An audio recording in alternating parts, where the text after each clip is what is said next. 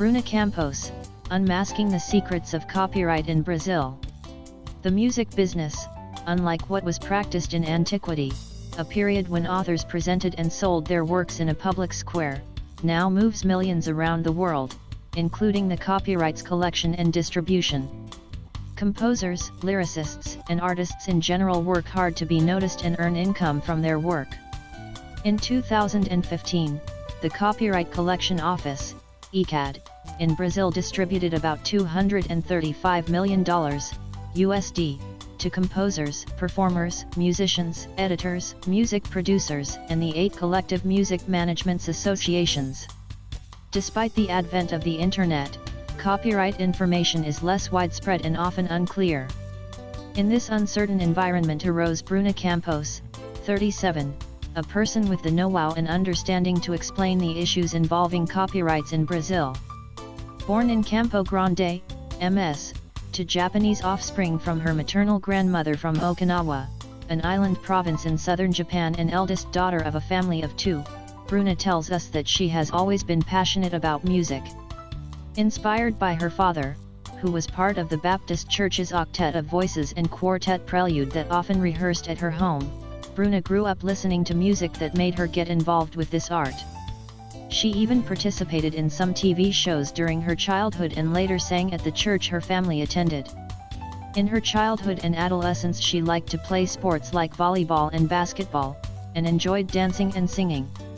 She played in the school's band and competed in its music festivals.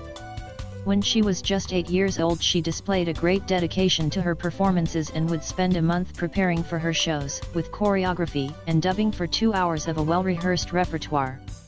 After several days of rehearsals, she would invite her father to watch her performance as soon as he was back home from work, even before he took his tie off. In a chair, strategically placed in front of the gate, Dr. John Campos would stay for 2 hours enjoying what Bruna called her little show. The singer points out that she doesn't remember her life without music. She grew up singing songs played on the radio. My aunt used to say that when I was a baby there was even a melody in my crying, she says. In 1996, without the support of her family because from his own experience, her father knew how difficult artists' lives are, Bruna started her musical career, performing and recording the song Se Voce Quer for an album of the duo with John Harold E. Bedinho. Bruna emphasizes that it was a great success. However, her father advised her to stop singing until she finished college, and so, she continued singing, but only as a hobby. In 2000, Bruna got the Order of Musicians credential and returned to performing professionally. For 2 years I went through difficult times singing at bars and pubs in Campo Grande City, she reveals. In 2001, Bruna Campos and Thiago joined together and the duo performed country songs for a year. Despite her wonderful vocal ability, Bruna reveals that she plays acoustic guitar poorly and knows little about other instruments. She studied piano, flute, and acoustic guitar, but has never advanced her skills on any of them. Yet, she likes to take a risk on the piano as long as there are no pianists nearby. As for compositions, she says she prefers leaving that in the hands of professionals. She believes her time would be better spent encouraging her composer clients do the writing and use her time taking care of their careers. If I start composing too, I will lose my focus, she points out. Currently Bruna is part of a musical trio formed by Flavinho Coelho and the guitarist Elin Hawada in a project named Derrama. The project Derrama started from the idea of recording root music in order to present it to the new generations and preserve its history and origins. The trio doesn't do concerts, they pressed only 2,000 copies of the CD and distributed it to friends. Bruna emphasizes that when she saw a video in which a mother recorded her son singing songs from the album Derrama, both she and her partners felt a sense of accomplishment. The CD is available on digital platforms and on the singer's website. The trio has started working on their next album. When asked why a singer would study law, Bruna argues that her father is a lawyer and, as with her music, she wanted to follow in his footsteps. She adds, she thought it would be interesting to study law since she had grown up in a lawyer's house. During her college years, She also acted as a lawyer intern for 5 years at a public ministry office in the area of consumer and citizenship. She was actually enthusiastic about the work and wanted to become a justice promoter. However, music spoke louder and the project of becoming a justice promoter was abandoned. During this period, in addition to studying law at the Catholic University of Dom Bosco in the morning and acting as a lawyer intern at the public ministry office in the afternoon, Bruna studied journalism at the Federal University of Mato Grosso do Sul at night. She spent 6 years completing her journalism program due to delays caused by constant strikes. It took her longer to complete this program than her law degree. The initial logic was to finish the journalism course first as it was 1 year shorter than law degree. This delay allowed me to intern in one of the largest newspapers in Campo Grande, which was a very enriching experience, she points out. The businesswoman added that during her study years she slept little, slept badly and didn't participate in as many parties as she wanted. Today, however, she is better than many of her colleagues who preferred enjoying every single party instead of devoting themselves properly to their studies. About the issues of the music business on her YouTube channel, she said that she brings them in without fear of her company's activity. It means that the composers will not stop looking for the publisher because she's explaining everything about copyright in the videos. If this were so, everyone would be a lawyer, because on the internet are all models of petitions, all laws and jurisprudence, etc.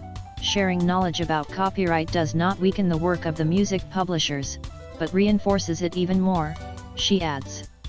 In Bruna's point of view, what needs to be done is the strengthening of the composers class. Before founding her own company, Bruna Campos worked at Pantanal Discos and helped the record company set up its publishing company. Through that experience, she began to understand more about copyrights. She went through some difficult times at home as her father wanted her to practice law, so the Tello family gave her music-related work in order not to throw away her years of law school. The work in a publishing house united both, the studies of law and her passion of music. During her stay in Pantanal, Bruna says that it was 4 years of wonderful coexistence with Teofilo, brother of the singer Michel Tello, and Mr. Aldo Tello, with whom she learned a lot, whose cues are always taken by those who lived with him. One of Bruna's favorites is, "Your apologies are just for yourself. When you start justifying a lot about something, you're justifying for yourself. Deep down you know you've made a mistake." After this work, she worked for 2 years with the duo John Bosco and Vinicius, as press officer and legal advisor. In its beginning, the company Readpora was an internet provider that had anti-spam email accounts, which is the reason for the name Readpora, which means clean network in English. When reviewing the social contract of the company Readpora and Internet, Bruna suggested to her father that she wanted to add music publishing in the contract. Because, when she does have the time someday, she would work on that aspect of it. So it came to pass that the publishing company did well, from being a provider and newspaper, and did turn completely to music publishing activities. The idea of creating the publishing aspect came from her previous learning activities while working with the Tello family.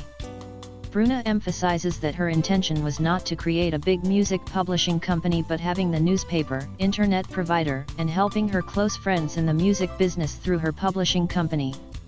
Bruna points out that when the first big hit came out with the song Voce di Volta, recorded by the duo Maria Cecilia and Rodolfo, things got out of control. Many composers started to edit their songs with Readpora, and suddenly there was no time to take care of the internet provider and newspaper, only the publishing company. So, in 2007, the music publisher Readpora was founded. According to Bruna Campos, the first challenges of the publishing company were to get the partners to understand they could make an income from it. In the company's beginning, when it was still an internet provider and newspaper, the publishing income didn't even pay the salary of its single employee, or the water or light bills of the building. The biggest obstacle was convincing the partners that the business would work.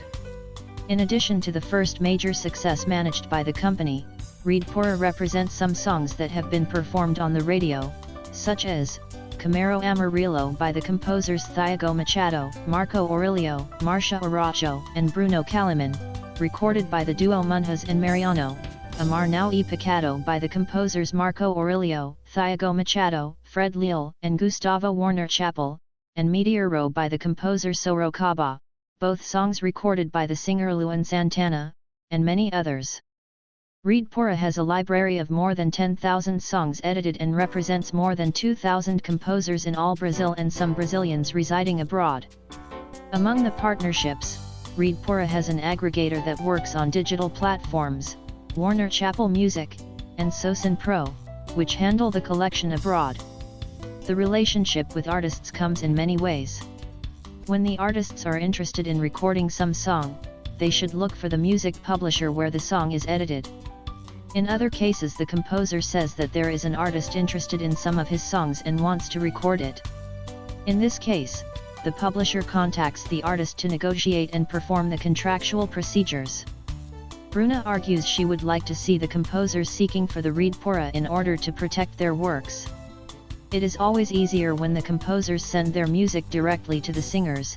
It is a relationship that contains emotional involvement, she emphasizes. Bruna adds that the work of the music publisher is not simply sending songs to artists. The music publisher must give all directions to the composer, broker negotiations, make all release documentation for the record company, receive from the recorder every 3 months. If the label doesn't pay, the publisher has to charge. If an independent artist wants to record a song, the publisher must send a quote. If any artist records a song without permission, the publisher has the possibility to take the video from YouTube, notifying the artist, and taking legal action. The music publisher also gives full legal backing in the case of plagiarism and unauthorized recordings by any means, including political campaign jingles. The publisher is also responsible for authorizing executions on TV, for instance. When asked what made her create a channel on YouTube revealing the mysteries of the music market in Brazil, Bruna Campos says, "I answer those same questions I have answered on the videos every week for my casting of composers, so I decided put it all together in a channel. The day a composer makes me a question I have already answered in a video, I send the link to solve the doubts." To learn more about Bruna Campos, access youtube.com/brunachamps. By Zel Florizel. You can find more artists' histories on zelflorizel.blogspot.com.